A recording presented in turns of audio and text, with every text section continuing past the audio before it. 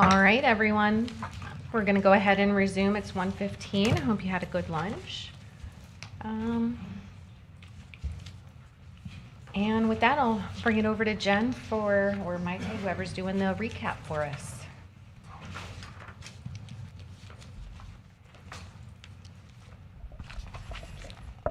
Thank you. Just to kind of recap where we are with some of the numbers. Yesterday, we saw what the budget looked like when it came to the incremental recurring revenues from property taxes in the general fund as it was presented in the recommended budget, which reflected the preliminary numbers from the property appraiser. Since that time, we have gotten the official property values to be used through the budget process, and those numbers have changed some, and we referred to some of those in the discussions yesterday. Well, this slide brings those numbers together, so now we have the complete amount of the increase for the general fund and fine and forfeiture fund as it's related to the 7.7% increase in property values for the coming year. So that totals $22,036,207.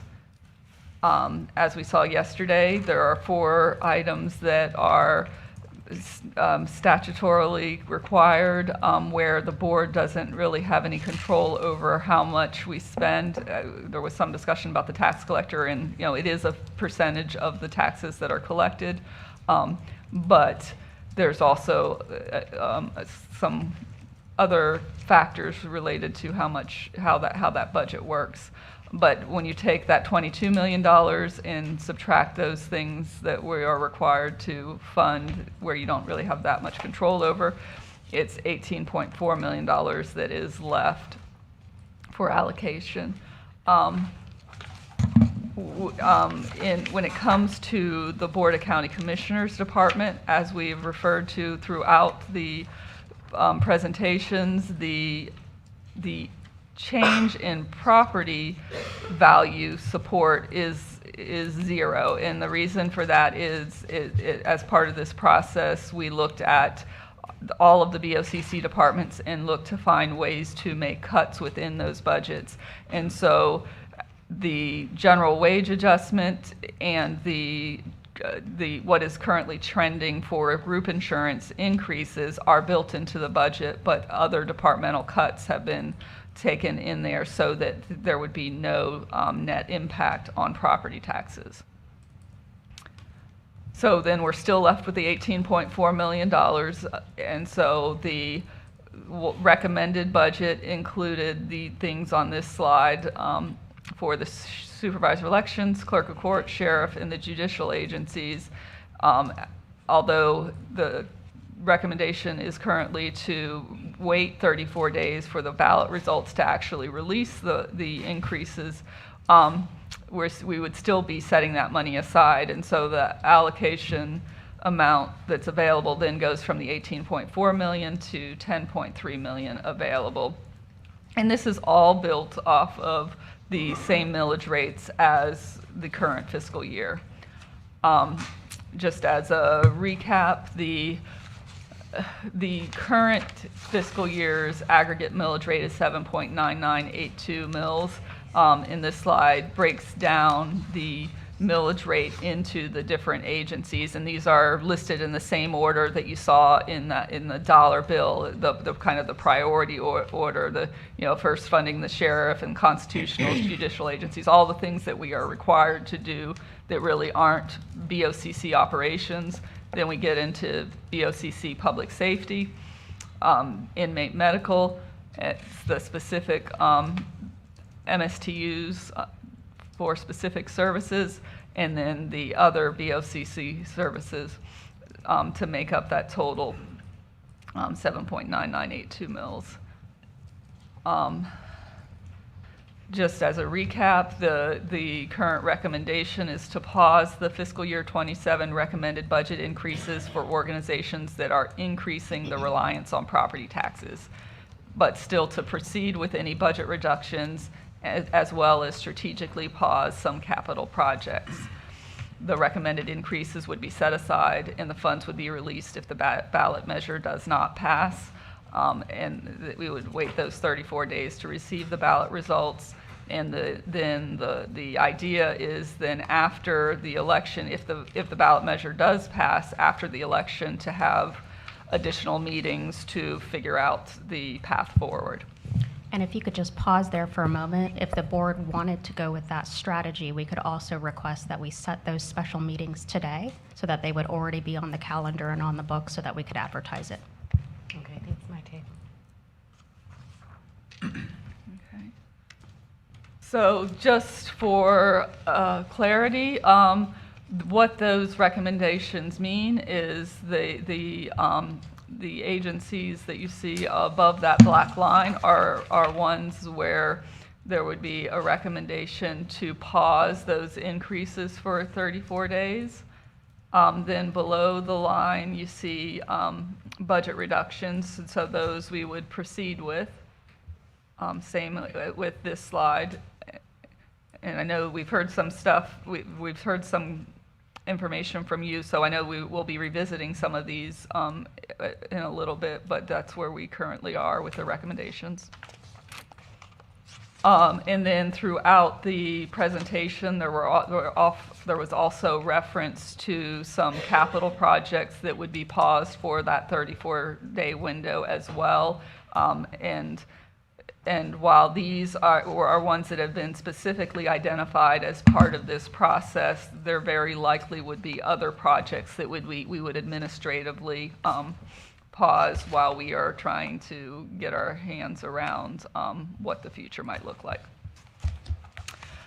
This slide is kind of a working document. It's a worksheet that we would like to. I have a few more slides here. We'd like to finish this conversation, get some feedback from you, and then if it's the board's desire, we would fill this in a little more completely with where we understand that we're ending today's conversation, so that we just make sure that we're on the same page. But right now, this reflects the same information that I've just shown you, that $22 million incremental revenue, and the areas that money is being allocated to right now. There's $10.3 million that hasn't been allocated, and the intent is that would stay in reserve to help us to deal with the potential the potential results of the ballot initiative. And part of that is that with the first year projected impact being a $66 million reduction in revenue, if we had $10 million of recurring revenue set aside, that then going into that next year, we would already be $10 million. We will have already addressed $10 million of that $66 million budget problem. And so, but all of this is also built off of having the same millage rates that are in the current fiscal year, which with the post-value adjustment board numbers, what those numbers look like, it's a 7.9885 aggregate millage rate. In this slide reflects all the individual millage rates that the fiscal year 26 budget is built on. It is also what the recommended budget is built on for fiscal year 27. We do have a couple other scenarios ready to have a conversation. The next scenario would be basically for all of the specific, all of the millage rates except for the general fund, to leave those the same as the current fiscal year, but for the general fund to reduce it slightly. This scenario would have a 0.0544 millage rate reduction and would be and would have a $2.5 million reduction in revenue.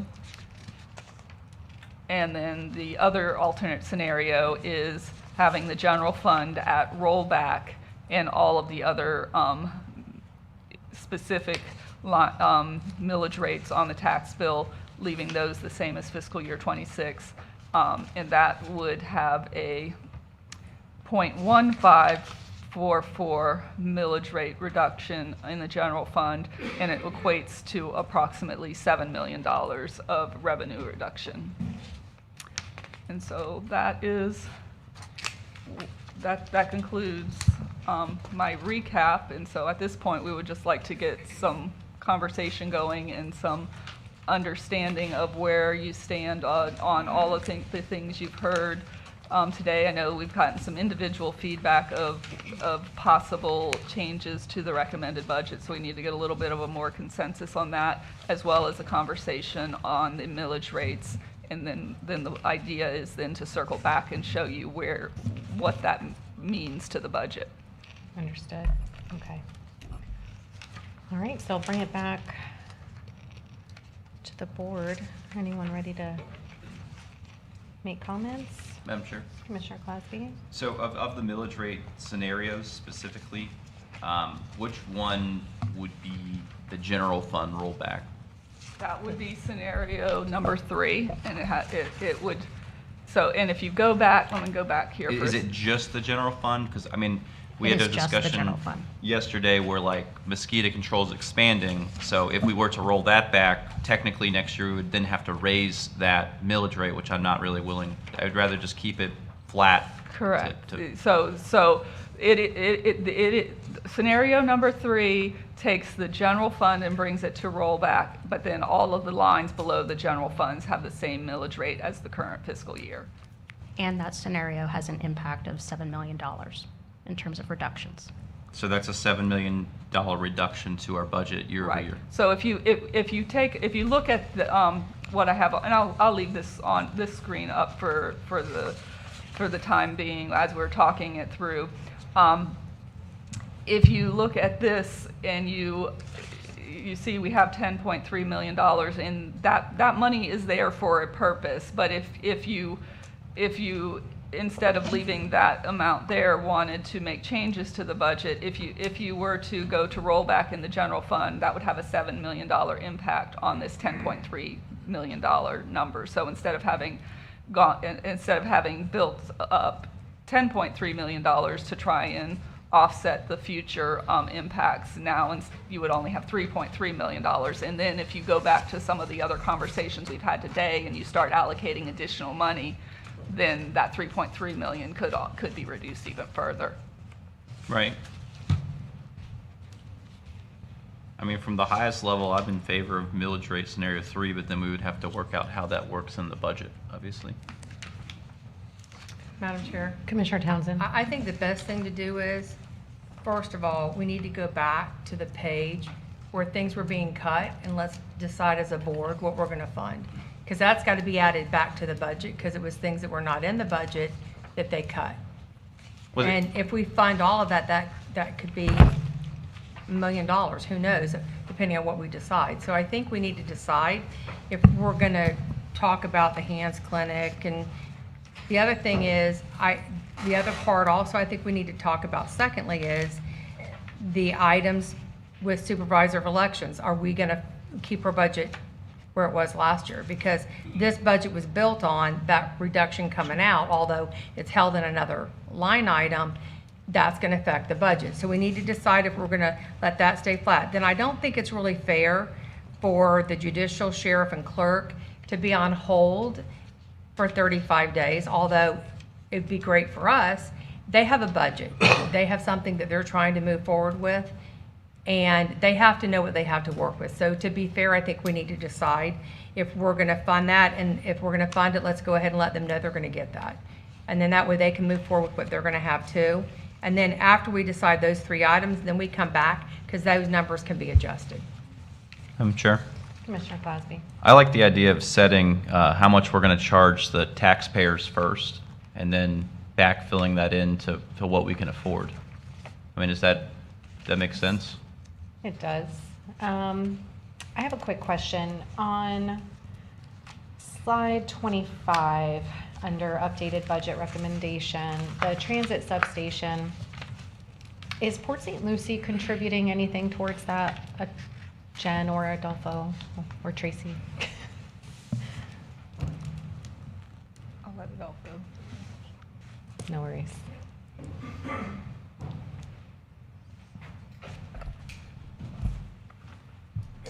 Madam Chair, Commissioners. Adolfo Gavelli, St. Lucie County Transit Director. So we have we have an MSTU with an interlocal agreement with the cities that contribute 0.25 mils to our system. Was this used with all grant dollars and general fund dollars? The money we have currently for the set aside for the Port St. Lucie intermodal is all grant dollars right now. All grant dollars. Okay. We have been working with Port St. Lucie to see if they would contribute to funding a portion of this, because we don't have all the funding yet, but we have not made that final agreement. What's the, go ahead. Sheriff Feller, sorry, I thought you said the operations and maintenance facility. My apologies. The Port St. Lucie intermodal facility, we have $1.5 million of FDOT grants, $1.5 million of FTA dollars that came federally from CARES. And then we're short to a little over $2 million. City came to us about 2 years ago, willing to talk, but we weren't ready to talk yet, and we're still working with them to try to work it out. We applied for a grant that we did not receive. We just found out 2 days ago in the morning. So there's all grant dollars, no local dollars, no Port St. Lucie dollars, 60% funded. When do those grants have to, either money be used or given back? Great question. So the Florida Department of Transportation grant, we just got an extension until December of 28. To December of 28. And then the other funding, it's ours still, but we're not sure if it'll get taken away at some point in the future. Got it. Okay. Thank you. That was Thank my you. question on that.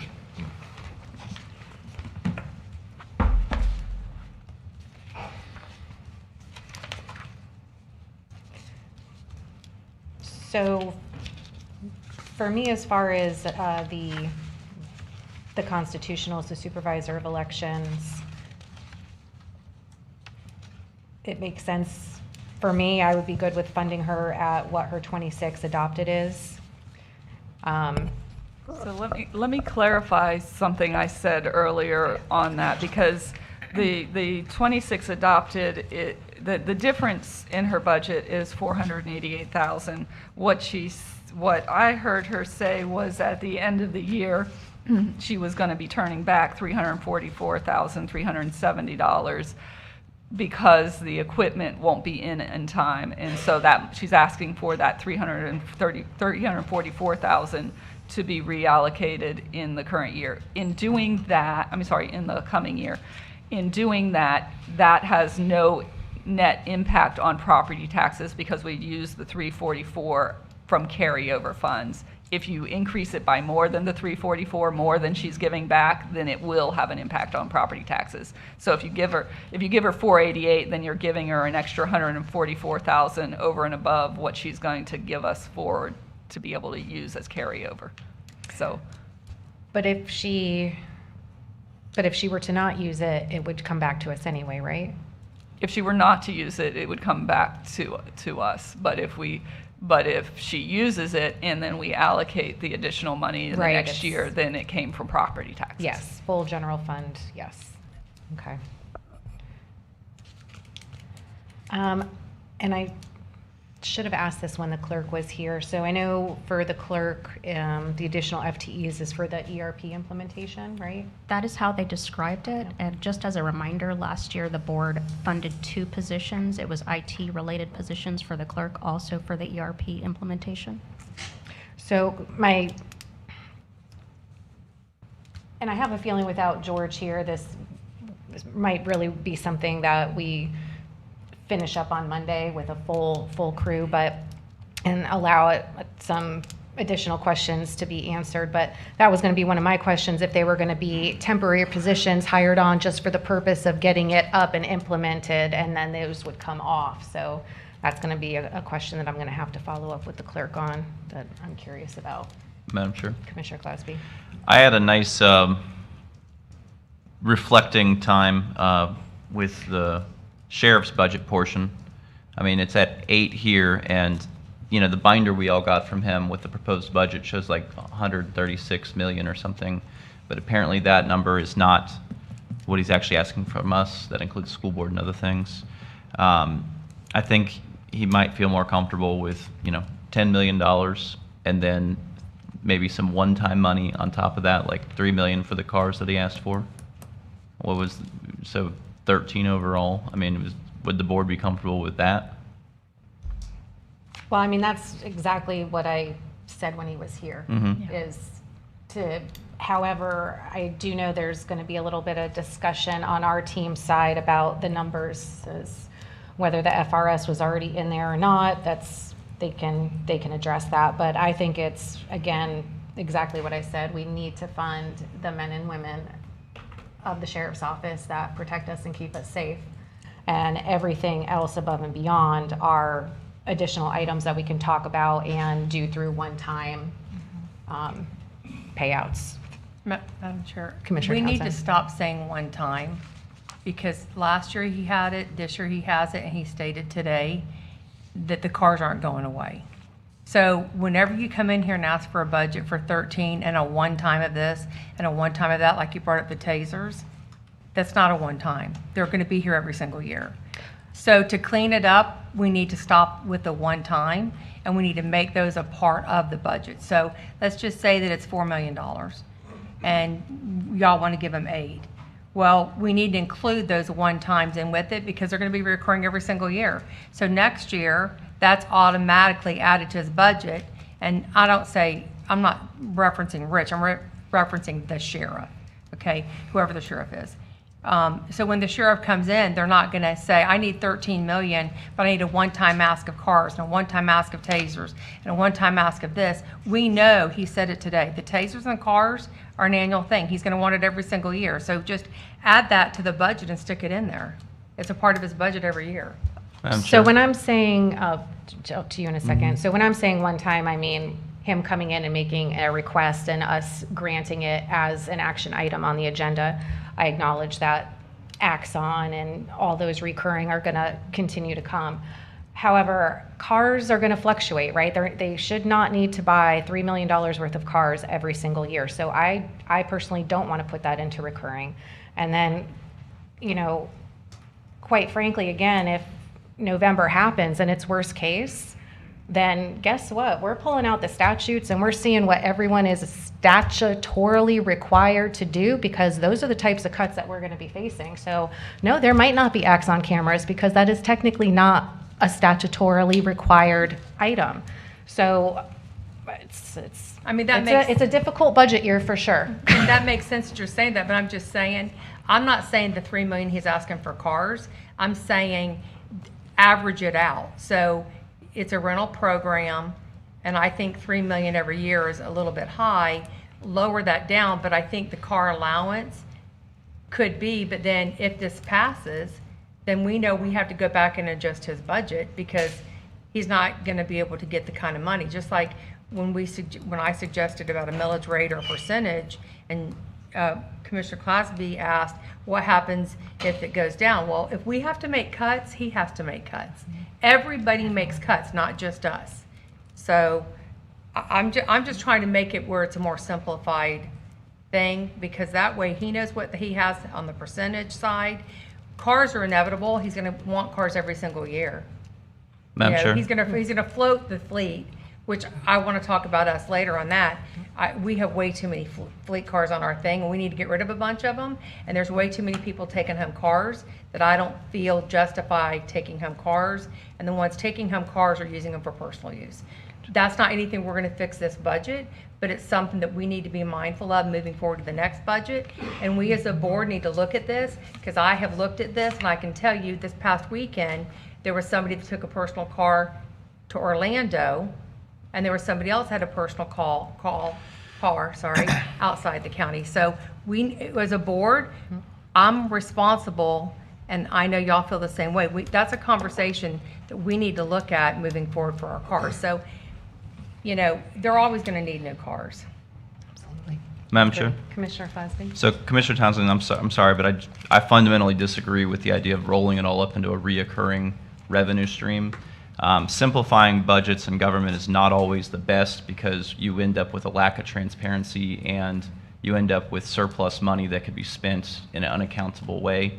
So the idea is that we give them a reoccurring revenue stream for the things that we know are going to be year over year, and then the one-time money is for a very specific purchase that we agree to. I mean, maybe we don't want them to have the, you know, the gold-plated, platinum-plated body cameras. Maybe the plastic ones work. I mean, I like the idea of, he says, hey, I need, 30, 40, 50 cars. This is why. Okay, fine, we'll fund that. So the idea of the $3 million one time makes sense to me, because next year, like Commissioner Fowler said, he probably doesn't need $3 million worth of cars. I mean, if the budget thing goes through, they may need less cars than that. $10 million in reoccurring and $3 million in one time seems reasonable to me. I mean, it is a lot of money, but he's telling us he needs that to do his operations. So I definitely don't want to just say, okay, fine, you get 13 reoccurring. I'd rather say 10 million reoccurring, 3 million one time. And if next year you need something different, you can tell us what it's for. Madam Chair, Commissioner Lee? I'm really right in the middle of this because I agree with both of you. One, last year, the sheriff turned around and said, once we get back on track, because there are so many cars behind that we're out of their, trying to remember the word they use, but there's mileage limitations on patrol cars and chase cars, and they had like 70 cars that exceeded those mileage, and we obviously couldn't afford to do it all at once. Bottom line, and he was going to do it in groups. I don't know if it was in 1, 2, or 3 years. And then he said we should be able to get away with a $2.7 million slush fund to systematically replace the cars. Obviously, they know how many miles they drive every year. It probably doesn't change that much, the number of cars mileage out. Anyway, that's a conversation for a different day, but I think you're both right. I don't think right now in this budget series we need to lock that in because we have no idea what's coming.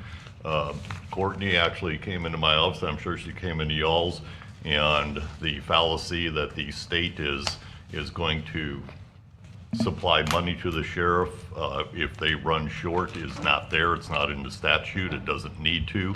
And also the sheriff said he's willing to sit down with staff and work this thing out. So we don't know where the sheriff is right now.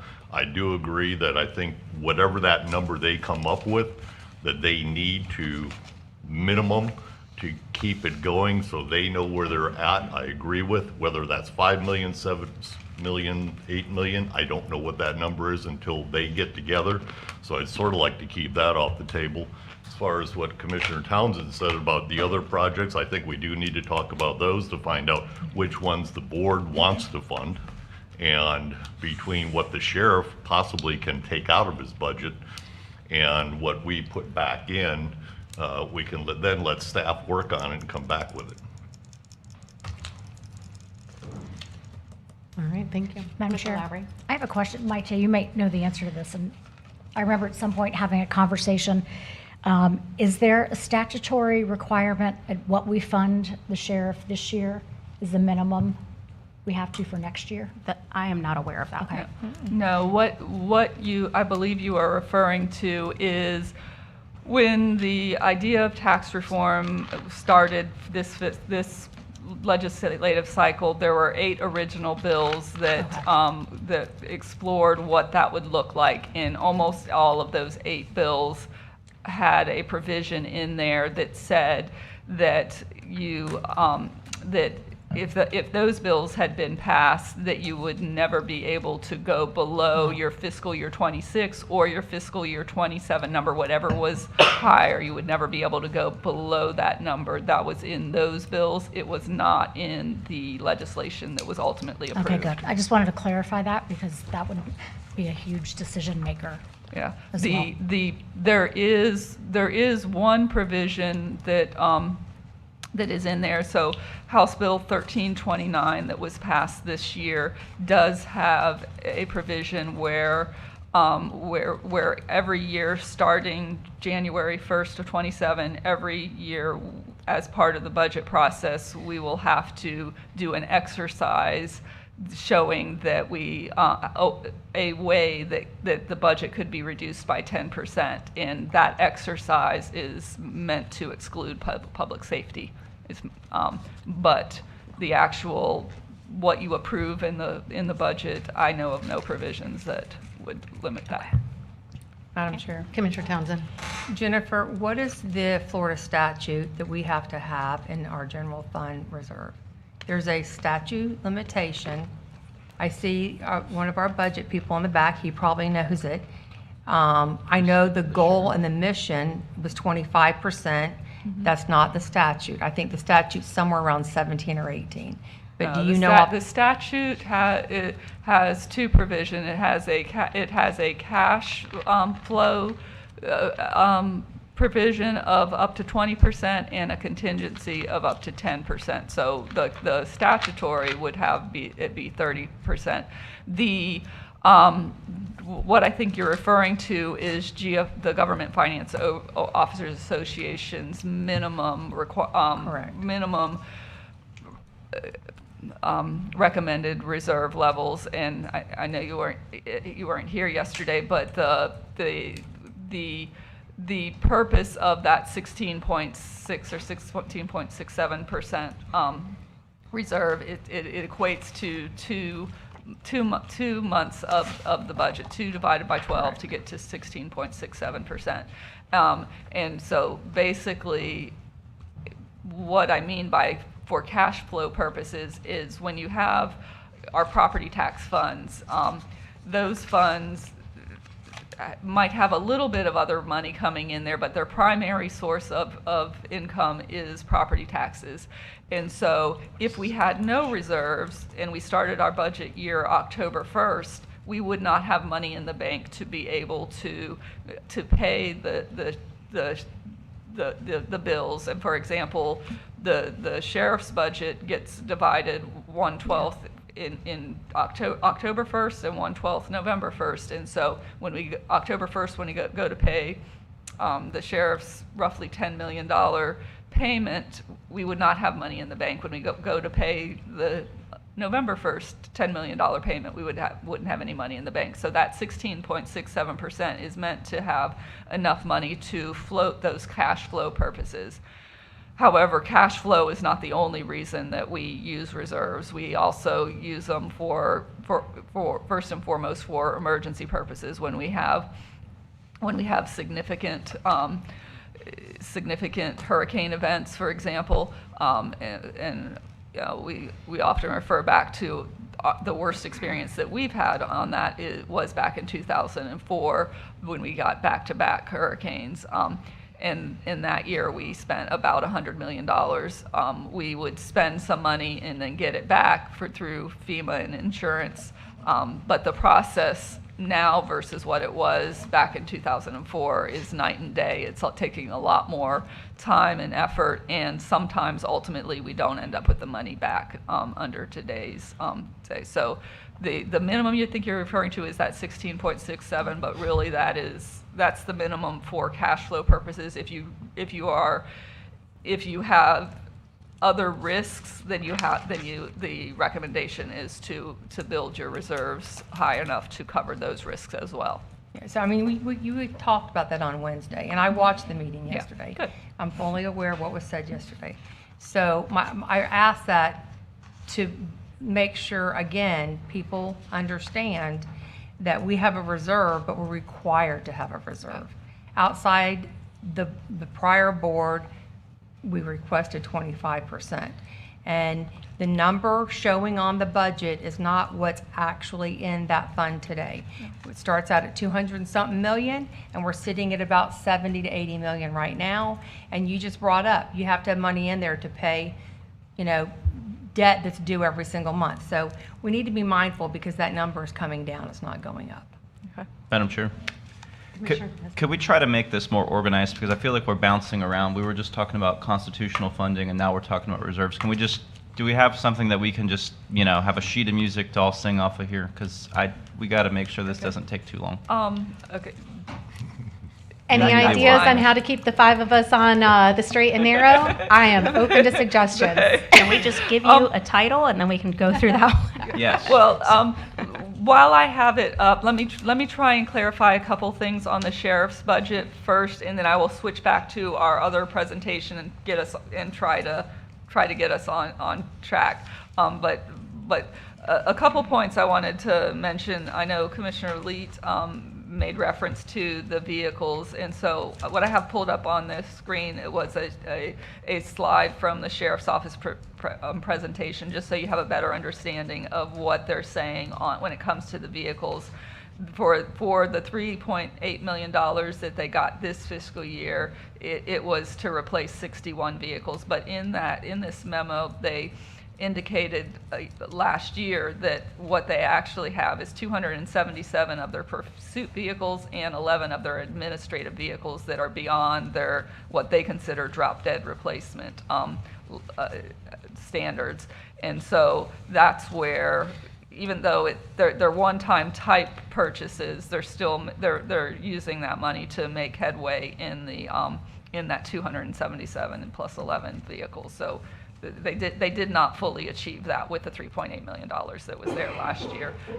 Then also, I'm going to switch here for a second. Commissioner Fowler made reference to the FRS rates and what that looks like, and where I have a little bit of hesitation. And what I would ask is that maybe you give us a little time to get some clarification from the Sheriff's Office on this, because what I heard this morning was that $10 million ask is made up of two pieces: an $8.3 million ask plus $1.6 million in Florida retirement system, because they did increase the rates, but where I'm struggling with the numbers is my understanding is that the budget as it was submitted it included the same FRS rates as the current year, which means that they don't have enough money to cover those rate increases. But when I look at the budget and when I look at this slide that I have up here, that's not what I'm seeing, and I need a little bit of clarification from them. So if you look at this, the first four lines of this slide are the salary and wages and overtime and all the pay related things. If you add them up together, they actually represent a 7.03% increase. And so because of that, appropriately, if you look at FICA and the FICA mandatory, those increases are going up 7.03% because those rates aren't changing. So the amounts are going up the same amount as the salaries are going up. But when you look at the retirement, instead of seeing a 7.03% increase, I'm seeing a 14.21% increase. And so if the budget had been built with a 7.03% increase, the increase in the budget would have only been about 1.2 million. So what I'm seeing is a budget that to me looks like it already has $1.2 to $1.3 million in there for FRS rate increases. So if they're saying that part of that 10 million is 1.6 for the FRS rate increases, the numbers are telling me that maybe 1.3 million is already covered. And so I know that's more detailed that we need to get into this conversation, but if you're on the fence about how much to allocate, I would ask that you give us a little bit of time, and maybe I can try and get with them between now and Monday if we're coming back on Monday to get a little bit of clarification on that. So I'm good with that, and I mean, for me, that's why I kind of alluded that you guys need to do a little more work, and I was sort of just leaving it as my intention is to ensure that we're funding for the additional salaries, whatever that comes out to be. Obviously, it'll be a little bit more than 8.3, but maybe under that 10 million. Okay. Is that everyone else's kind of consensus at this point? Madam Chair? That we're covering the additional cost The hard for the cost. men and men and women of the Sheriff's Department? Yes. So for estimating and, estimating purposes at the moment, it'd be nice if we could pull up like an Excel spreadsheet and start adding this up to see if we're going to make the millage rate that we are proposing. All right, But, so- what is the number? I mean, I was saying 10 million reoccurring, 3 million one time. What were you saying? We can't quantify that just yet because we we believe based on the numbers that they actually sort of already accounted for the increase in FRS. And so that's something our team has to go back and have the discussion with Sheriff and Greg. So I'm saying somewhere between that 8.3 and that 10 million is where we're going to land for the cost for salaries. And maybe by Monday we'll have more of a finite, but I think at this particular moment, that's as close as we're going to get. Okay. Yeah, Madam Chair, if I Commissioner can make Lee. a comment on that, from what I heard from the sheriff and Mr. Auerbach is we would like to have that 8, but we're willing to talk. I want to talk. I want staff to talk, get those questions cleared up. You know, if we can all agree on that, I think we do. And then maybe come up with a range that, you know, we'd hope to them to fall in. And then we can go on to the next subject of what we want or don't want. Well, and as far as what decisions need to be made now versus what we have a little bit more time on, it really depends on some of the guidance we're going to get from you today. So if you decide to bring the millage rate down to the rollback, then this number on this slide goes from 10.3 to 3.3. But then you start allocating money out. If there's no cushion left, then we need solid guidance now. But if there's still a cushion left at the end of the conversation, and then we still have wiggle room to have a conversation between now and September, then some of those decisions could be made later. But we can't. If we cut the millage rate, it's hard to then allocate money later if the money's not there. Madam Chair. Commissioner Cosby. So yeah, my goal here is to lower the millage rate and to hit the rollback rate in the general fund. That's been my long-standing goal. I would love to achieve that, and to make that a reality, we have to have the mindset that we only have 3.3 million to work with in it, or make additional cuts. So that's kind of where I'm at with this, because the sheriff's alone exceeds that 3.3 if we were to do 10 and 3. Madam Chair. Commissioner Lee. I'm not sure I agree with that for the simple reason what Jennifer was saying. One, we can always cut back. Two, we don't know what they're going to do yet. The cuts may already be there. And if we cut the millage rate, we cannot increase it on the rest of them. So I would be for keeping the millage rate where they are, and getting the sheriff, as we just talked about, and the other little things aligned on what we would like to see. Let staff work with the sheriff's department, have that room to negotiate. And Commissioner Classy, I am with you. I want taxes cut. I want it down as low as possible. But again, they might be taking a lot more away than you're doing right now, and then we're between a rock and a hard spot. Madam Chair. Commissioner Cosby. So that's exactly why we have to start with the millage rate, what we would like to work with. I mean, I'm not going to stand up here and, campaign or politic, but, it comes down to this is, you set the millage rate, so we set the box that we play in, and that way we know where we're at with the budget. I mean, if we just put everything we want in there, we'd be raising the millage rate to 10, but I'm not wanting to do that either, so, I mean, it's either we decide first, right? Do we want to lower the millage rate or not?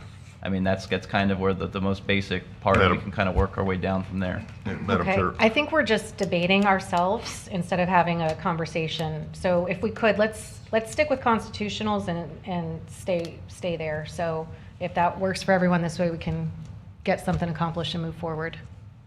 Okay, so Sheriff's Office, do we have consensus? That was a yes before, Yes. correct? Okay, so we've got consensus. Clerk of Can Court. we reiterate those consensus? Consensus is that we are all wanting to fund for the step increases in pay for the men and women of the Sheriff's Department, whatever our team decides that actually happens to be, whether So it's somewhere between 8.3 and 10. Correct. Depending on the conversation that we hopefully get clarification on. Yes. Okay. Judicial, I have no issue with anything that judicial is asking for either.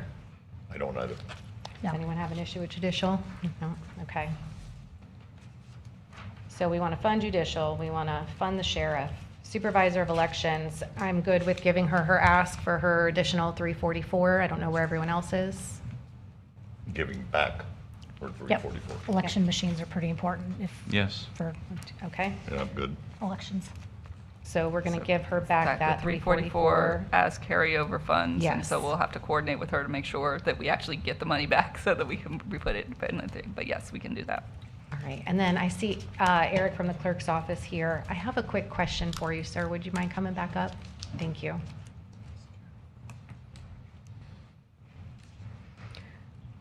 So you had presented that the additional FTEs were for the ERP implementation. So does that mean that these are temporary positions that will then be phased out? Yes, this would be for, at least for the next 2 years that we would need them for. And did we not approve FTEs last year for this as well? I believe we did. There was an approved for IT, but we need them specifically for conversion experts, consultants.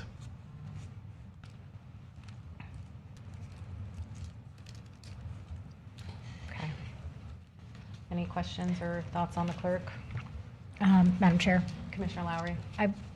this would be one area, I don't know how the rest of you feel, but I wouldn't mind pausing for the 34 days because I feel like a significant part of their budget will be funded.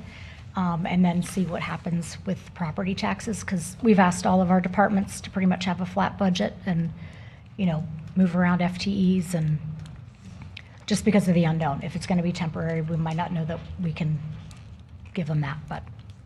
And I'll ask Commissioner Clasby's favorite question. How many positions remain unfilled out of your FTE count? Roughly As you about 4 spoke to. positions. 4 positions? Correct. Okay. All Madam right. Chair. Commissioner Clasby? I'm in agreement with Commissioner Lowry. I mean, it takes time to advertise these positions anyways, to get them filled. I would have no problem with pausing it to see what the results of the, Amendment 3 are.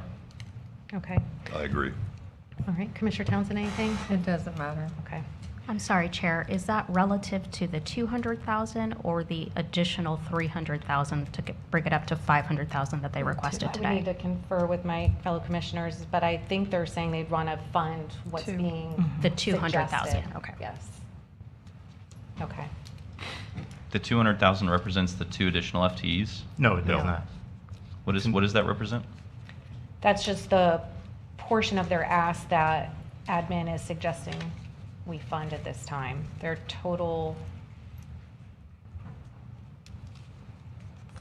The total that we requested was 500,000.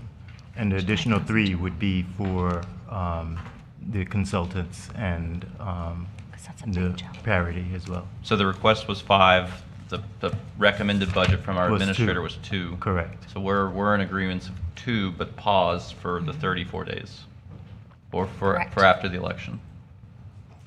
is that? Correct. Okay. That is correct. That's 8.4 increase, just FYI. Okay. All right, so that takes care of the constitutionals then. Thank you. Thank you. Appreciate it.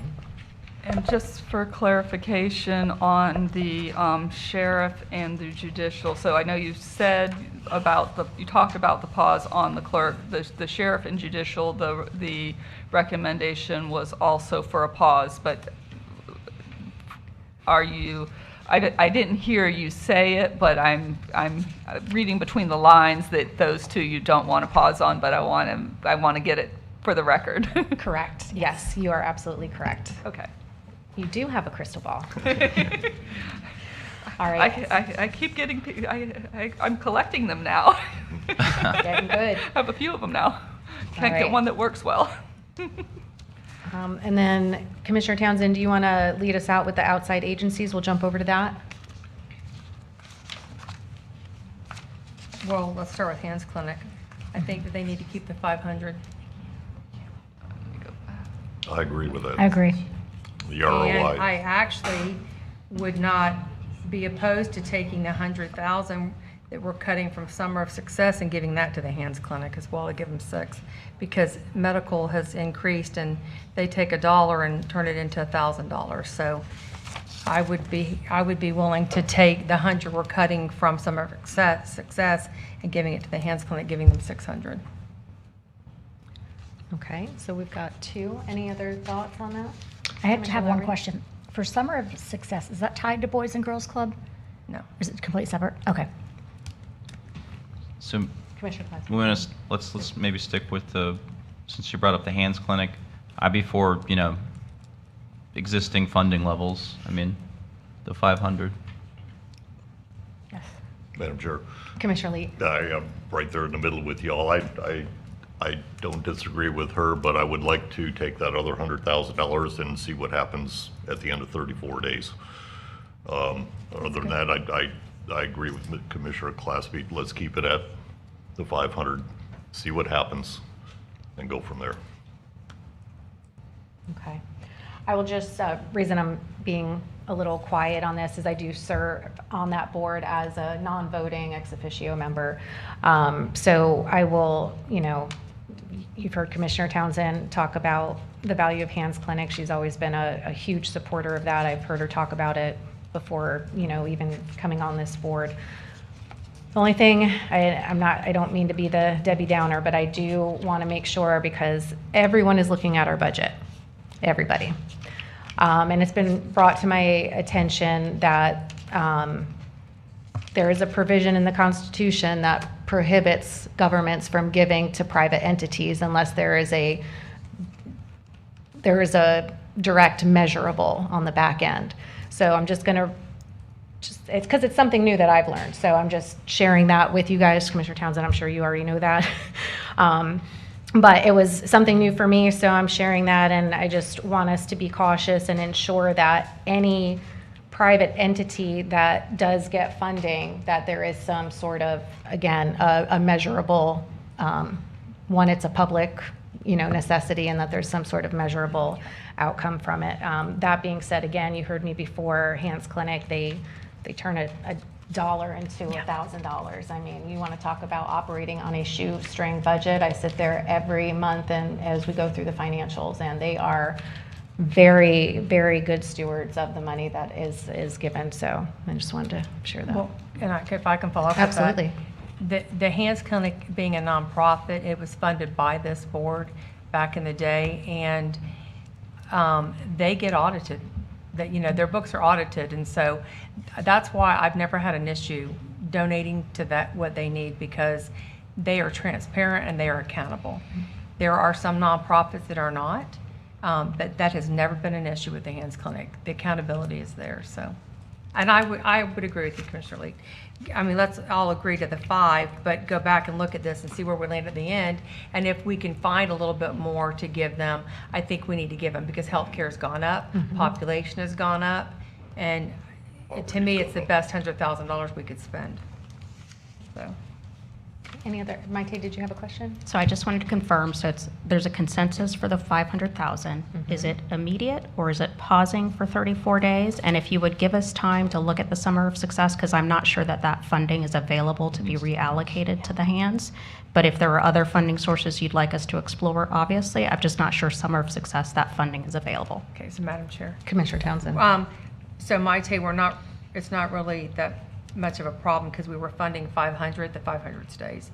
I think what we just said was that the 500 stays and the 100 we'll look at if this passes. And you're Understood. all, Yes, okay. I just wanted to confirm, was it with a pause or without the pause? And if No, we they can need find the something money, else. so I don't think we need to pause that. Okay. They need to have I it would now. not want to pause that. Yeah, And just for clarification, on the slide where we talk about the $10.3 million, even if you reallocate something we've already cut, we're still adding it to what's coming out of the $10.3 million. Yep. Mm-hmm. That 3.3 is coming up quick, huh? That sure is. It's gone. All right, so we've got the Hands Clinic. Okay, so the economic development, I think we all know what they do, and I think that if this bill does pass, we're going to need them more than ever. So I think the 325 should remain with the EDC. I don't think we should be cutting any of that, because they're going to be what's going to make this county sustainable if this bill passes. I don't believe the bill's gonna pass, but that's another story. Madam Chair. Commissioner Klasby and then Commissioner Lee. I'm in disagreement on that. I think that we definitely need to cut it, if not entirely for this year, at least to the level that Port St. Lucie's paying in. I'm really sick of the county paying more than the municipalities on these things, especially whenever we truly receive about equal benefit. If not, they receive a disproportionate benefit. So I think either zero or what Port St. Lucie Fund should be what we're discussing. Okay, Commissioner Lee, did you have a thought? I did. I agree with Kathy. The Economic Development Council is going to be our salvation, in my opinion.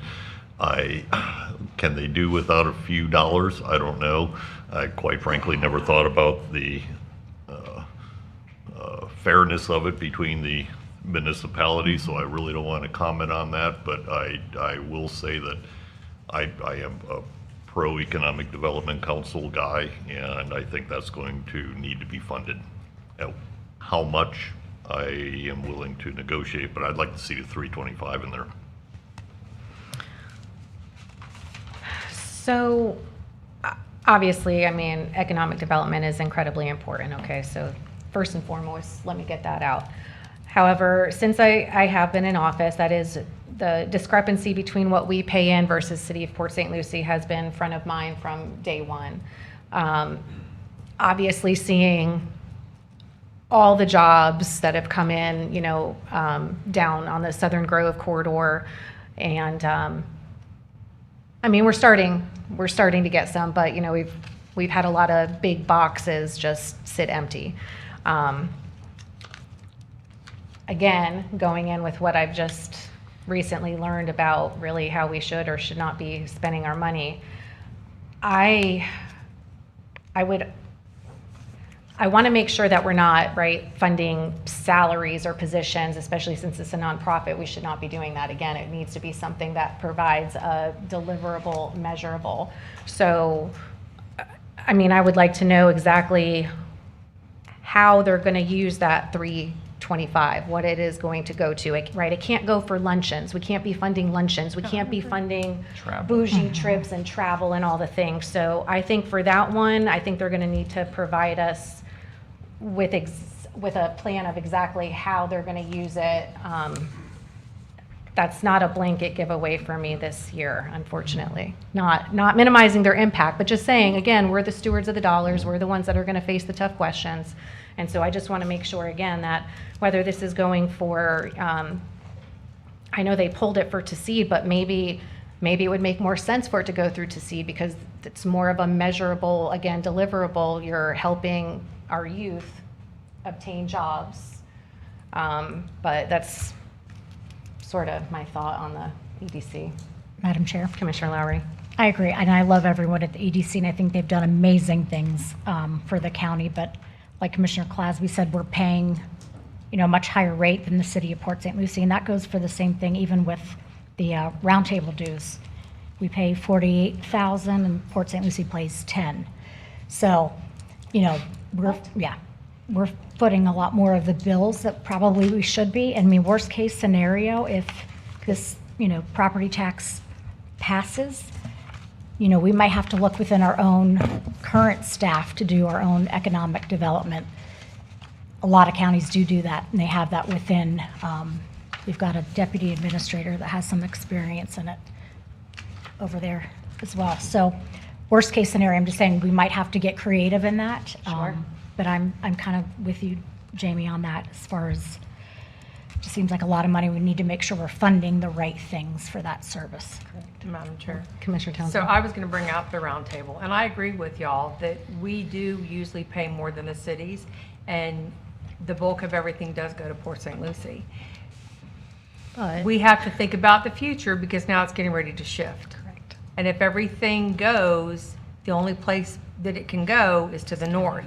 And so 2 years from now, 5 years from now, they can be sitting on their dais saying the same thing. I don't think it's fair we're funding because everything's going into the unincorporated county. And so we are all one. But I do feel the same about roundtable.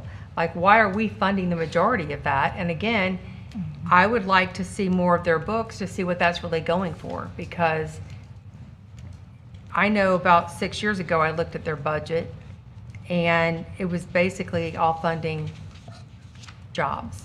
And I don't think any nonprofit or any group like that should be funding the CEOs and the CFOs of this. If people are giving money, then at least 75% of that dollar needs to go for what that mission stands for. And nonprofits are getting way top heavy. And so I'm glad you brought that up, Commissioner Lowry, because I was even going to look at that number, and I want to know what the cities are paying into the round table, because I don't think we should be paying anything more than they are. Yeah, I asked today because I wanted to confirm that, because Yeah. if you look at the books, and I'm on that board, so got to be careful what I say. I think they do great things, but there's also Yeah, a they do. negative profit at the end of last year. But that's why I bring it up, though, Yeah. because I was on that board at one time, Yeah. and I was really kind of taken back when I saw where the money went, Yeah. because Madam it's Chair. very top heavy. Commissioner Glassby. So, I mean, I would suggest that we fund the EDC at, well, we make funds available for 184,000 and then let them come apply for it and tell us what they're going to do with it. If we agree with it, we can approve it.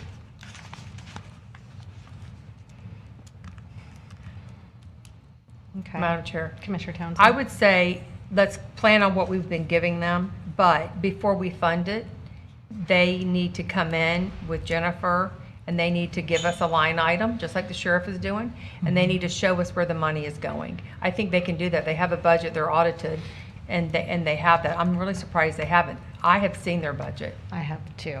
And there is some, there's a lot of luncheons going on, I can tell you, which is same thing at the chamber.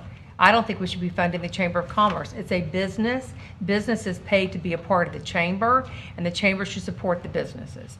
So, you know, I do agree that the EDC, but I think the shift of where they're going with the kids in the TCC program, maybe their mission is changing and going to shift more towards doing that. But then again, we also have Boys and Girls Club and other places like that that do that too.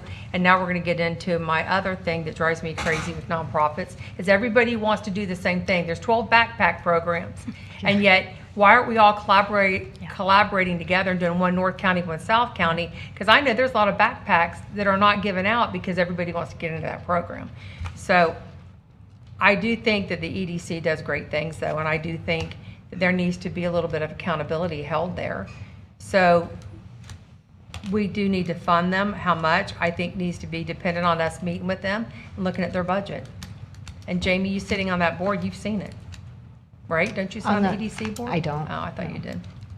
I don't. But I have seen their financials that were dated Yeah. for the December of last year, so. Yeah, they dropped off the annual report. Yeah, they gave it to us. Madam Chair, does staff have time to go over those numbers with the EDC and the Sheriff's Department and get back with us? We will By definitely Monday work towards morning, that. These are all elective. These are all elective expenses, and I mean, for me, I see it as from the perspective of, I'd rather cut every single one of these than fire one county employee. Oh, 100%. So, you know, we're going to get to that reality really soon if Amendment 3 comes to pass. So, you know, and then you have other things like Summer of Success, TCC, these other things. Well, why are we picking winners and losers and nonprofits? You know, why are we not funding the future builders of America through the Builders Association? I mean, that's not on here. You know, I don't like the idea of us really putting this money in there. I don't like the idea of having paid interns either. I interned here for free. So I don't like, what is Summer of Success, by the way? So Summer of Success is a program that offers ways for students that are in high school and I think the beginning of college to do like internships and summer programs.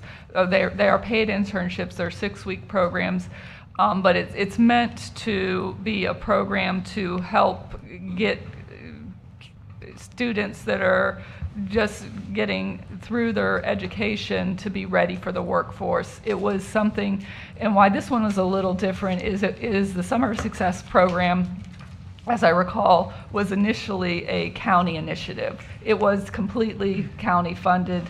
In the beginning, we were funding it for $300,000, and then it did get cut, I believe, for 1 year, and then at the time, the Allegheny Franciscan Ministries came to us and was willing to partner with us, and so we continued the program where we split the funding with Allegheny, but that happened for several years. But their program was intended to, in the beginning, they were paying almost all the costs, but it was intended to wean us off of their funding and have it back to being a county program. But it's an employment program for young children becoming adults.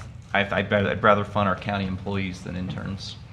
So I would be willing to take that off. And the EDC, I really think we need to go down to Port St. Lucie. I said 184, trying to pull a fast one. Port St. Lucie is 185 at their funding. So I think that we shouldn't pay a penny more than them. Madam Chair, Okay, can Commissioner I Townsend. just want to add a little bit about what Jennifer said. So the interns that you're seeing today, like I have an intern with me, we are not paying for that. The county's not paying for that. That's being paid through the EDC. The EDC went out and had businesses support the children, and then they had the kids they chose, and the kids are working, but they're being paid by private entities that paid in through the TCC. The county is not paying for any of the interns that are with us today, because I know the library's got some, I have one, I think out of utilities has one. The county's not paying those interns. I don't know if that's what you thought. So money's fungible. We're giving them annually $325,000. You can't prove to me that they're not using that money to pay for that intern.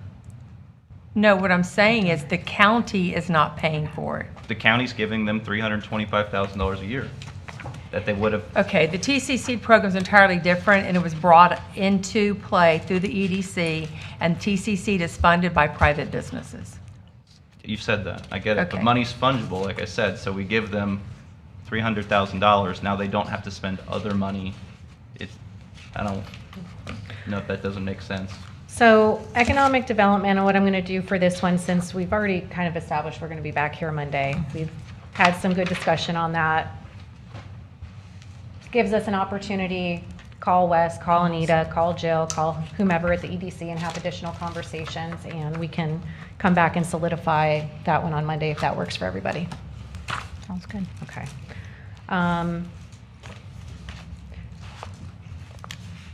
Aaron, I'm so glad you brought up the roundtable dues, because I too would be supportive. I've been saying $48,000 for dues, what?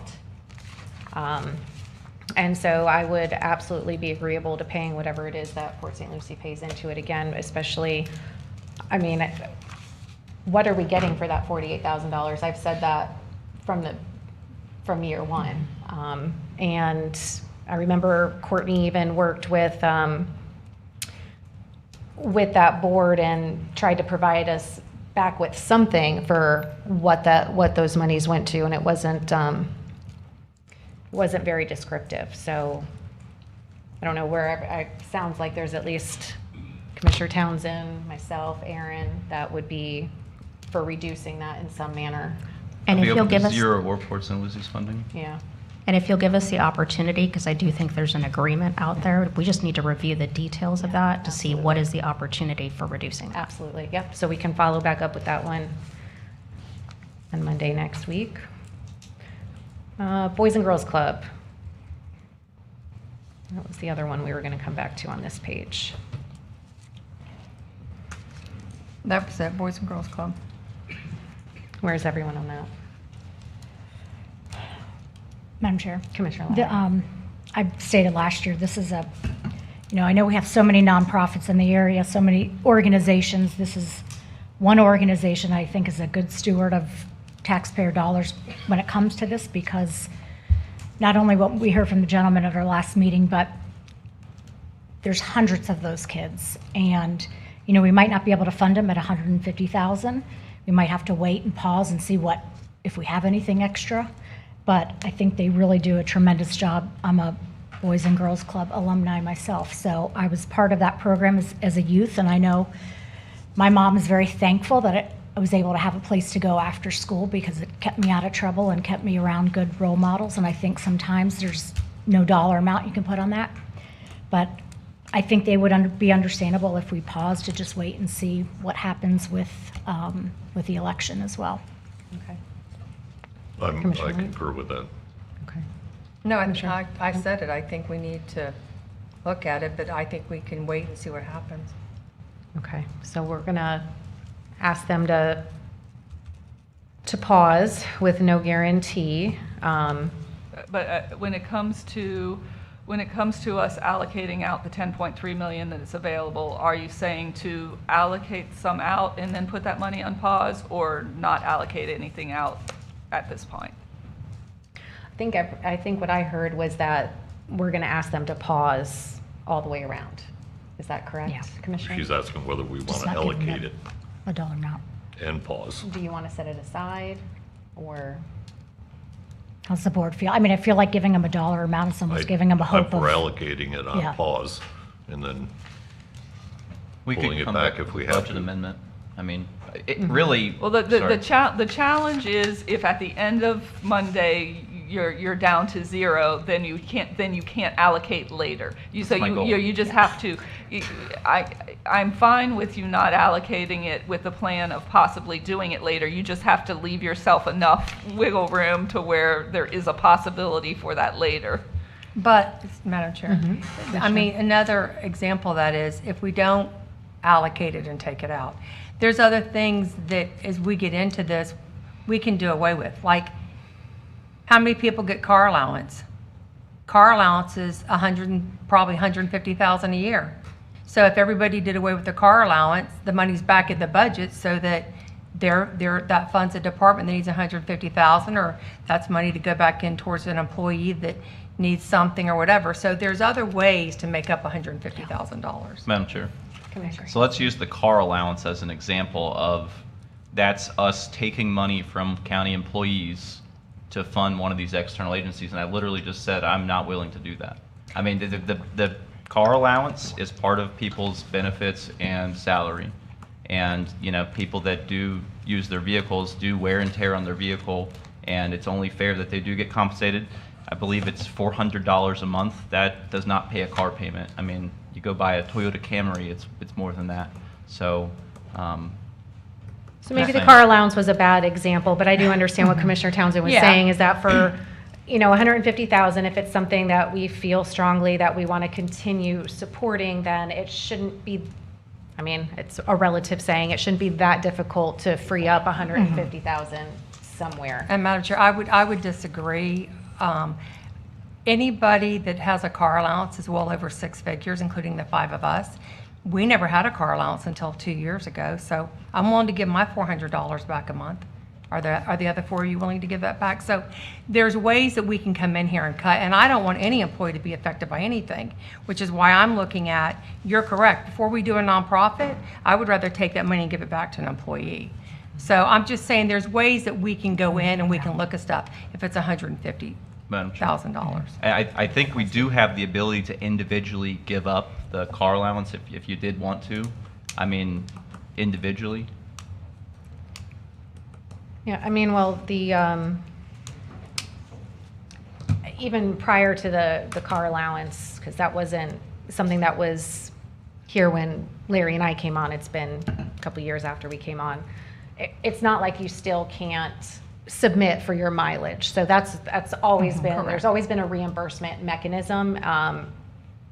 If I'm not mistaken, I think it was more to Simplify. sometimes getting your money, Make it easier.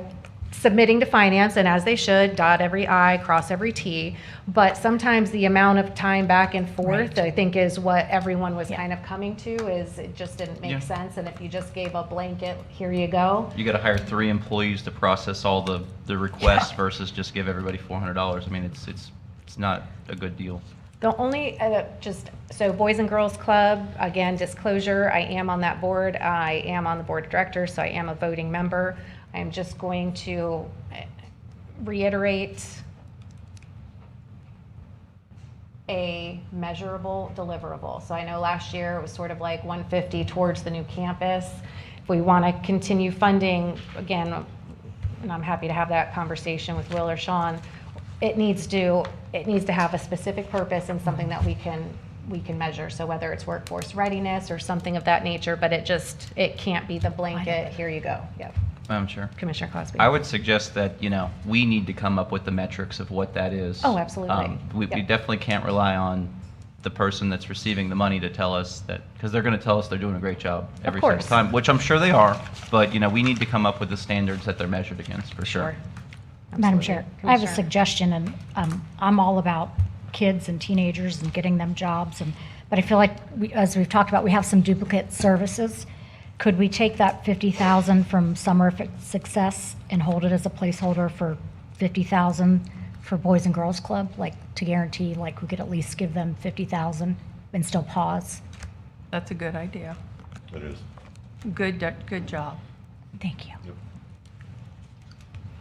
Does that work for everybody? Well, I mean, there's 3 there, so that's the majority. So So that's the direction. 0 out Summer of Success, 50,000 Boys and Girls Club, pause for 34 days. That was my understanding, yes. Okay. All right, that takes care of the outside agencies then. Madam Chair? Yes, If you're Commissioner. wanting an answer from us on our opinions of what we want to do, Mm-hmm. I'm interested in the rollback rate because it gives the taxpayers the biggest break, and it also keeps the government from collecting more taxes from the residents based on property values. So the scenarios they gave, I would be wanting to do the rollback rate. Madam Chair. Commissioner Cosby? So that's where I started with option 3 would be the rollback rate in the general fund. So that means that we now have to cut 7 million, how many million? It's $7 million in addition to possibly 66 after November if it goes through. Okay. Maybe that's a task for Monday. I mean, I will just, if I could, as a reminder, and I know it's been said a couple times, but we can always lower, we cannot raise. So the way I'm seeing this, any of the options, the 3 options we've been provided, they are all a reduction in the millage, regardless.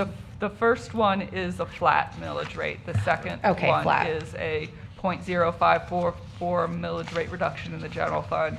And then the third is rollback for the general fund, which is a 0.1544 millage rate. Madam Chair. But the general fund. flat, just one The moment, flat is Commissioner. is the first one. And so all of the numbers that you've heard over the last few days in the presentations have all been built off of the flat millage rate scenario. Any adjustment to that then reduces the revenue. So that's where scenario number 2 would reduce all the revenue that we've talked about up to this point, meaning on this slide, it would reduce that $22 million that's available by $2.5 million, which would ultimately reduce the bottom line of what is being set aside to help mitigate the future losses from 10.3 million to 7.8 million. Likewise, the scenario number 3, which is the rollback rate of the general fund, would reduce those revenues by $7 million.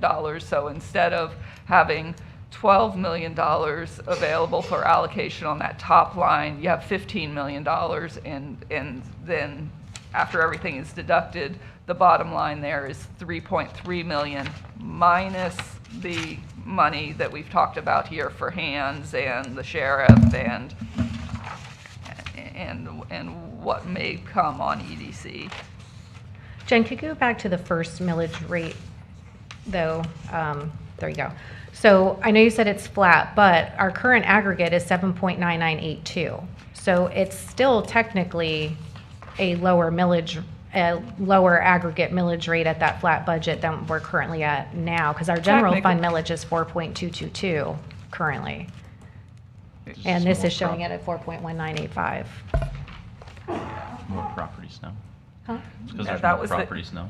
So our fiscal year '26 millage rate in the general fund is 4.1985. I think you're thinking the year before. The year before, Okay. we did reduce it last year. The year before, it was 4.2 Gotcha, something. gotcha. Okay. Yeah. Madam Chair. Commissioner Lee. And I do, if we want to get into the weeds, I do have the detailed worksheets with all the numbers and showing all the calculations that I can pull up, but I don't want to, let me know if you want to see it. I don't want to yeah. complicate I wanna things if see we it. don't need to go there, but if you need more details, I have them. I might want it for weekend reading, but not right now. Okay. Commissioner Lee. I am still for millage rate number one. One, because we can always cut it. If the tax cuts come in, we are still getting property taxes. The homesteaded people are going to be delighted no matter what. The non-homesteaded people now will be paying what they did last year plus the increase along with the commercial. If we lower it, it's going to complicate the problem with us. If this doesn't pass, then we can go back into the rollback rate and talk about it. But as everyone knows, we can always cut, we can't raise. So why are we cutting now, not knowing what's going to happen? Let the commercial absorb it, let the non-homesteaded people absorb it, absorb fraction of it, leaving the rate at the same rate as last year. And then when all the smoke settles, who knows what will happen if it happens with the legislature, because as I said before, 29 counties aren't going to be able to fund. Legislation's going to have to do something. We don't know what that is. And there's a whole bunch of unknowns out there, but why paint ourselves in a corner? We're going to need revenue to continue operating, and like anything else, I've said the county is nothing more than a big house. We can live in a small one and with little amenities, we can live in a medium one, or obviously we've never been able to afford a nice one, but bottom line is, again, I'm for leaving the rate where it is. Madam Chair. Commissioner Classy. So going off of what you said before, and I think Commissioner Lead also said it, we can always lower it, but we can't go up. You say that, and I see that as a feature and a benefit. That's kind of the point. You lower the millage rate so it does not go up, because that's actually my goal, to lower taxes. And, I feel like last year I bought into the idea that we should hold the millage rate flat. Well, this year I want to go to the rollback rate, and that would be in number 3. Millage rate number 3 scenario protects fine and forfeiture, mosquito control, unincorporated MSTU, erosion control, etc. For the exact reasons you're saying. The general fund rolling back, it really, not to offend anybody, but it's not going to make that big of a difference when we lose $112 million. It's going to be catastrophic any way you look at it. So I think that the benefit of doing it is if Amendment 3 does not pass, we just lowered the budget and hit the rollback rate for the first time in how long? Long time. Oh, Well, a number of years Yeah. at least. Uh-huh. So that's a stated goal and objective of mine. So I would be willing to entertain scenario 3 and seeing how we make that work. It's a difference of $7 million. $7 million. Okay. All right, so Commissioner Lowry, where are you at? I agree What with are the your thoughts? rollback rate, but I feel like there's so many unknowns still with the sheriff's budget, and should we wait to really discuss which option we want to go to until Monday? I mean, I'll be clear. I'm striving for option number 3, but I've had to balance my home budget, right, since I was 20 years old, and I understand that there's unforeseens that come up and all of those things. So, and just my personality, I'm more of a cautious person, just by nature. So I would rather today see us lock it in at the flat budget, the option 1, with the goal of come September, it being option 3. I'm letting you know now that's where I would like to be, but I'm not going to hog tie us now, just in case. And that's just I totally respect everyone's opinion on here. That just happens to be mine. So I know me and you are number one, number one for right now. Commissioner Clasby, I know you're number 3. Commissioner Townsend, you said you were number 3 right now as well, or? Yeah, well, I also think that if we did the rollback rate and we were to show that we are giving the taxpayers and residents something, maybe they'd be more apt to look at what potentially could be devastating, and it could change a little bit of their decisions on when they go to the ballot in November. I'm not saying it will, but we're showing good faith, and I feel that they will see a difference in their tax bill. Like where before, what we've lowered it, they've not seen it because values went up. It could go up, to 2 to 3% if you were homesteaded. So they never really saw a difference in their tax bill. This, they would definitely see something. They would see a little bit of a reprieve in their tax bill. So Madam. I'm on number 3. Okay, so 2 for number 3. Commissioner Lee? Just one more comment on that. I completely lost my mind where I was going with it. I just want to state that I agree with Commissioner Townsend. What you had said about lowering the taxes, again, if this passes, homesteaded people are going to have a tax cut, a pretty substantial tax cut. And those are obviously the voting residents, the ones that we are looking out for, the ones that we want that tax cut. I don't see why we can't go with number 1 with the promise of the board. If it doesn't pass, I'm all over number 3. If it doesn't pass, sign me in. Well, okay, so here's there's a few points I want to make. One, the final decision for the millage rates will be made in September for this coming budget. So when you're talking about that, you wouldn't be able to do that until next year under what you just said, because the tax bills will already be out in people's hands by the time they're voting for the referendum. So that this year's budget, we can't reduce it any further once we get to September, because that's when we lock the final rates. So what did you mean by we can always cut it? We can cut. Okay, so during the budget process, so between now and September 17th, we will have the other opportunities to meet, and so you have the tentative budget hearing and the final budget hearing.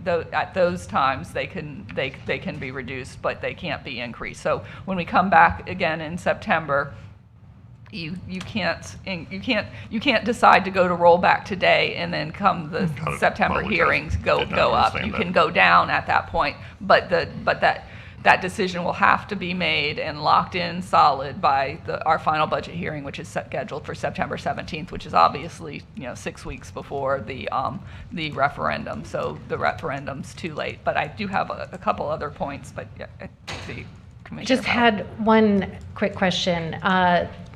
Our fire district was not carved out, correct? Correct. No. Okay, so just as something else to remind everyone of, right? So property tax reform goes through.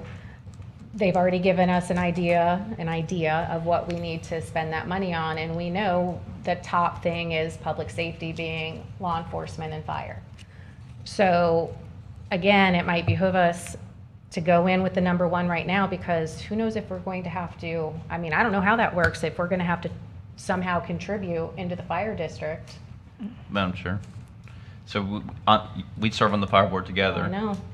Since I've gotten on the board, we've talked about non-ad valorem assessments. That's pretty much the way the fire district would have to moving forward. You would get a standard assessment on your property tax bill, regardless of the value of your house, similar to the garbage.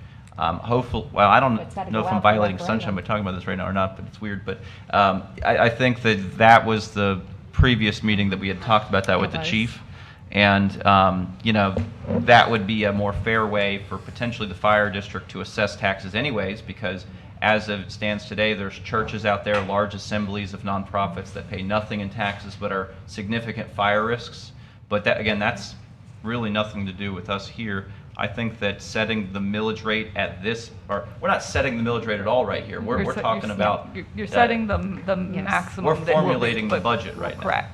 And if we tell them that we would like scenario 3, that actually gives us the ultimate flexibility to have more money to spend later if we wanted to, but it's my goal again to hit that rollback rate in the general. And what I meant by that was, because as I saw that, but because we're not setting the tentative millage rate today. We do that in September. September 3rd is the tentative millage rate, and September 17th. There's so- 3 more times that you are scheduled to meet. Your regular board meeting, your next regularly scheduled board meeting is when you're going to set the millage rates that go on the trim notice. That is what we need guidance on so that we can get you to a point where you're willing to vote for something, anything. So that the next time we talk about it is your regularly scheduled board meeting for trim purposes. Then September 3rd, you have the tentative budget hearing, and September 17th, you have the final budget hearing. So those are the three additional times that you are scheduled to meet about it. So essentially today, if we request to go with scenario 3, they have to work out to make it work with the $7 million of cuts, which if we changed our mind later and wanted to keep the millage rate flat for whatever reason, we now have $7 million to work with. No. No. I think No. she's saying the opposite. The other If way. you- Saying the If you're opposite. setting it at July 21st at the rollback, you Nope, can't I'm go not talking higher about than that. setting it anything. I'm talking about today, we're giving them direction to create a budget based Okay. off of. You're- Okay, you're so saying- not setting it, just sort of You're discussing saying it. for what you come back for Monday, that's the scenario you Yeah, want to see. I would like to see what the At budget end looks of like. at Maybe the it's maybe it's something that we can't tolerate. If you that can't things get are being there, cut. you might change your mind Right. and Right. change it on Monday. Right. I got you. Correct. And Madam at Chair. least as of today, if we go to the rollback for the general fund, we have that 3.3, that would be the balance. What you've discussed today, potentially with the sheriff, EDC, hands, let me see, that's correct. You're almost at 2.8 already, assuming that those go into the line, so you'd have only about 500,000 left for the reserves. I think the public deserves to see what a rollback rate budget would look like a real one. So that's why I believe in option 3 with Commissioner Townsend. Okay, so There's we a have couple- time for that. Sorry, I And just one more clarification, with the House bill and the ballot, yes, it has those items that we can spend money on, but they're not a prioritized list. It just says you can only spend money on those items. So we, at least at this point in time, do not feel that that is a directive that we have to spend for public safety or other things. It's just, it is one of the only things you can spend money on. Madam Chair. Commissioner Townsend. I mean, I think I mentioned this on Wednesday. So we're building the budget based on something that could happen, but it's not going to happen until after we're done with all of our budget anyways. So whatever we decide on this budget year has no bearing on that. We have to have these conversations now to be prepared, but it's not going to take effect and that's really adjust till the following year, okay? So taking the rollback rate, Larry, everybody gets a break. If that bill passes, only homesteaded get the break. And what's going to happen is if the bill passes, something's going to have to give. So everybody that owns a business, a strip center, the little hairdresser, their rates are going to go up, right?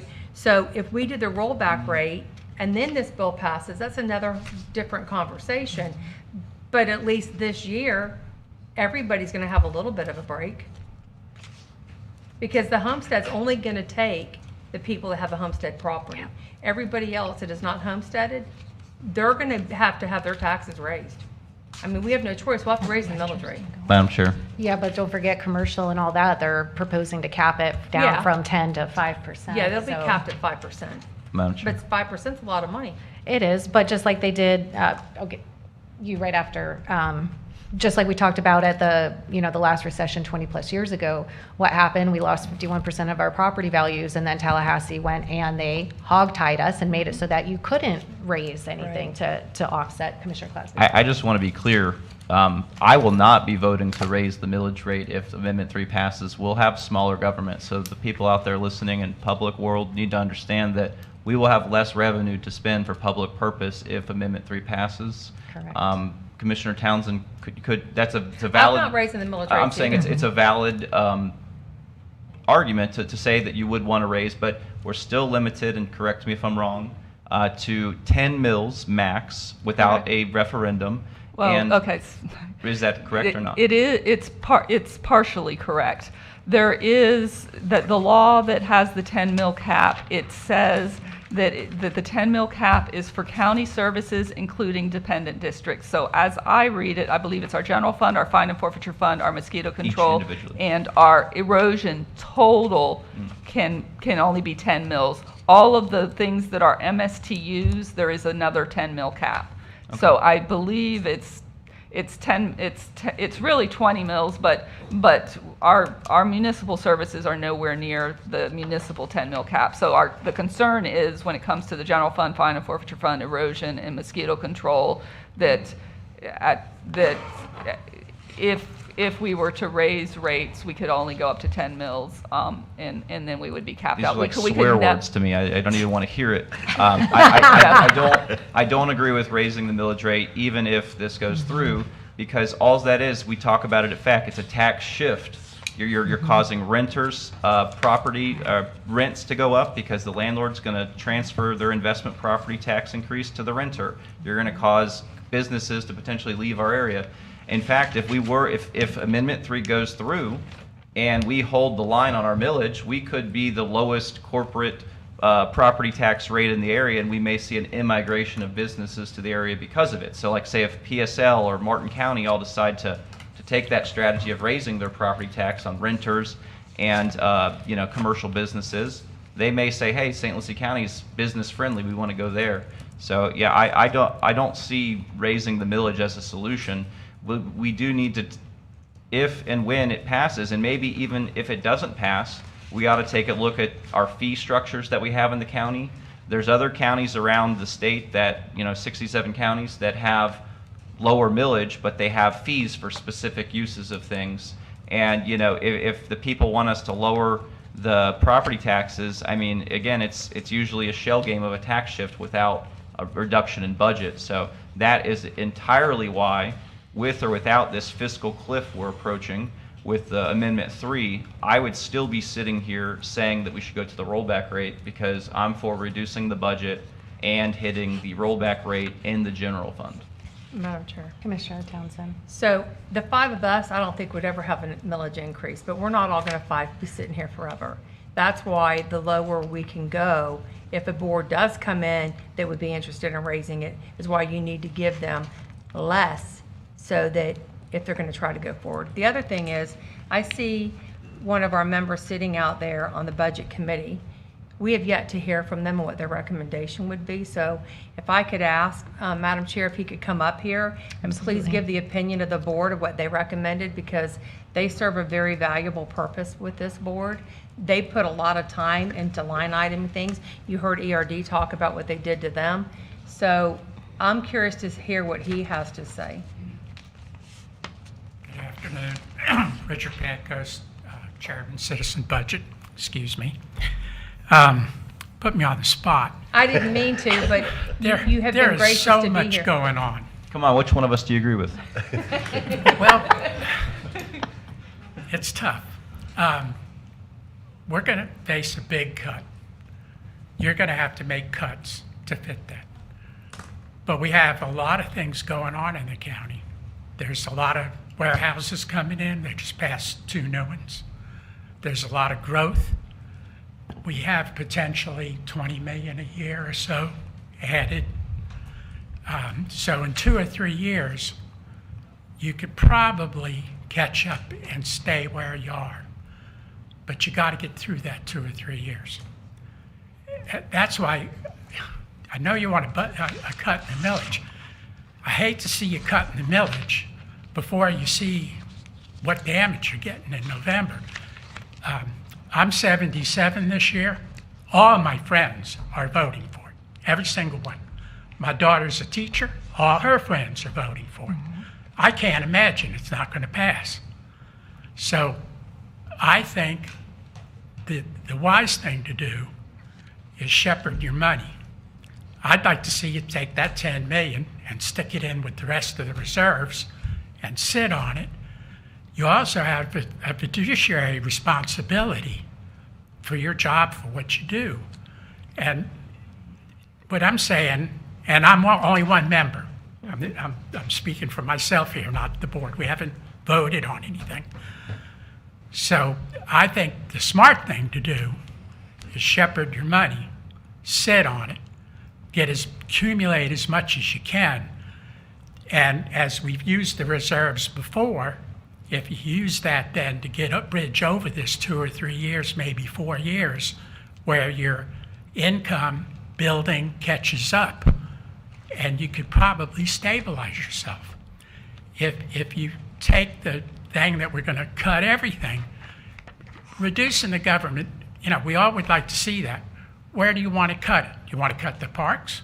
You want to close the libraries? You want to stop paving roads altogether? You want to stop doing drainage, fixing culverts? What part don't you want to do? And you're going to have to make those hard decisions. I'm a volunteer. I walk out the door tonight. I sleep good tonight. You guys are elected. So you face the dilemma that it's good for me to say, give everybody a tax cut. That works really good today. What happens tomorrow when some guy gets up and the park is closed, the pool is closed, he can't get anybody to answer the phone, the sheriff's department is nowhere around?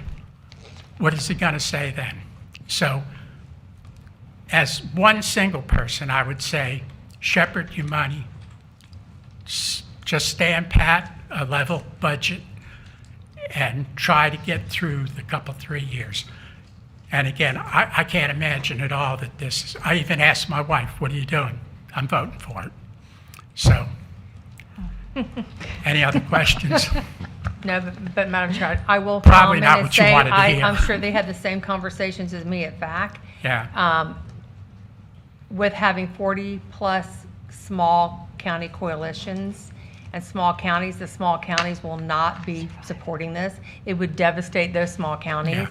So yes, it might pass in St. Lucie, it might pass in Brevard and Miami-Dade, but the small counties outnumber the large counties, and I think for that reason, it's not going to have a supermajority vote. Now, that's my opinion, Yeah, like but that's your but you're- opinion, but, Yeah, you I know. hear you, but you got to look at where the no, population. we do, and I agree with Small what you county, said. small population, though. Yeah, the counties up in the panhandle are going to get murdered.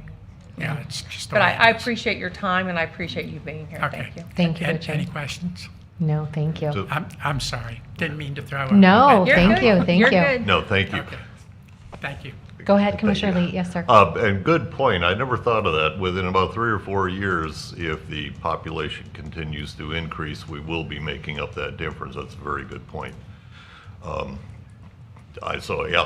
obviously in agreement with him, still keeping it the same. However, I'm still with you. trying to appease the other board members, we have until the 17th. When do we have to? The first time you have to vote on it is your next regularly scheduled board meeting.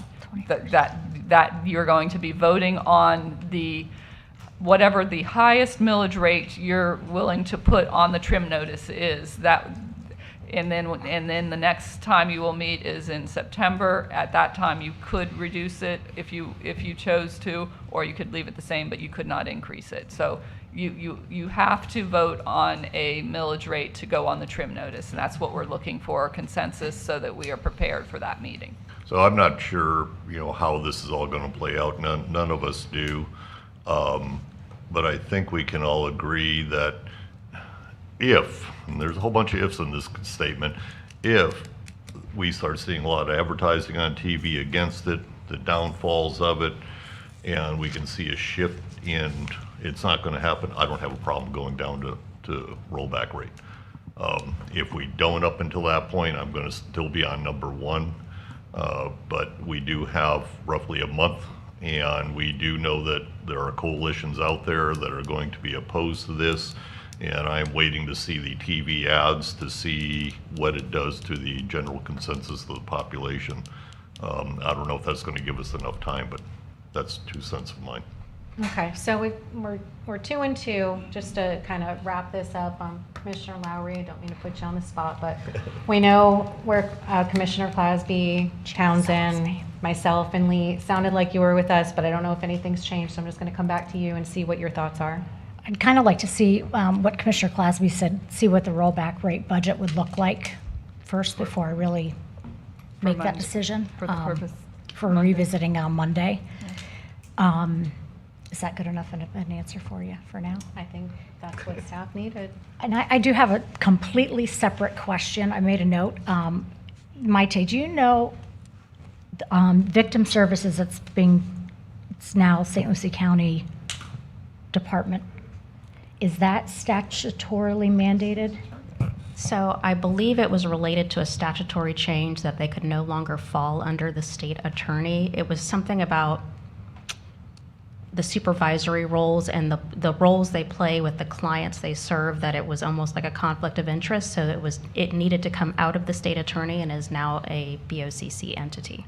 I only bring this up because I know the sheriff's department has a victim services department already.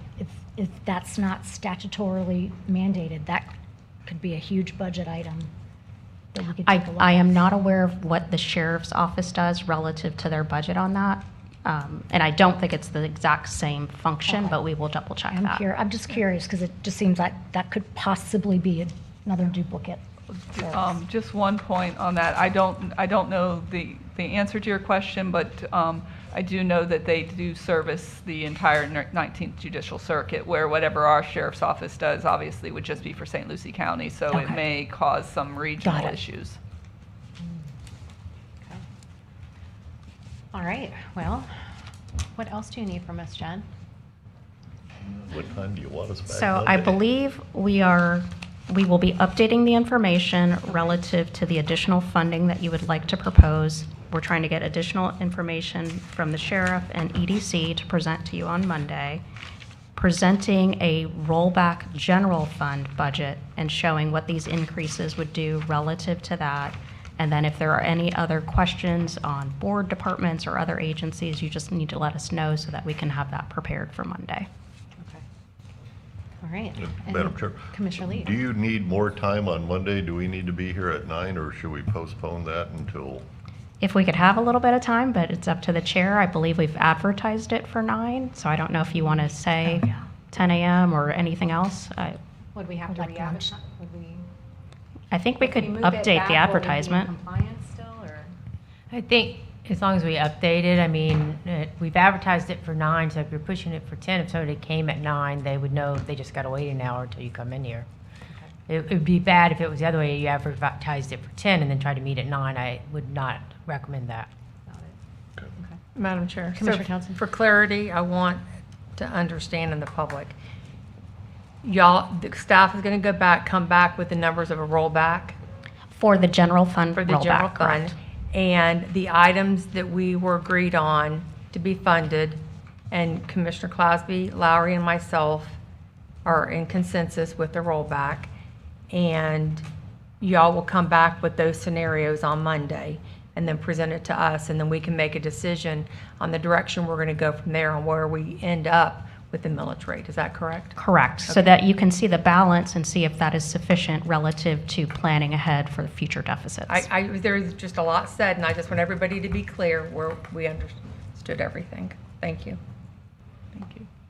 All right, well, if there's nothing else, meeting is adjourned. Have a good rest of your afternoon. Thank you, So guys. it is 9 o'clock. I'm Monday. sorry.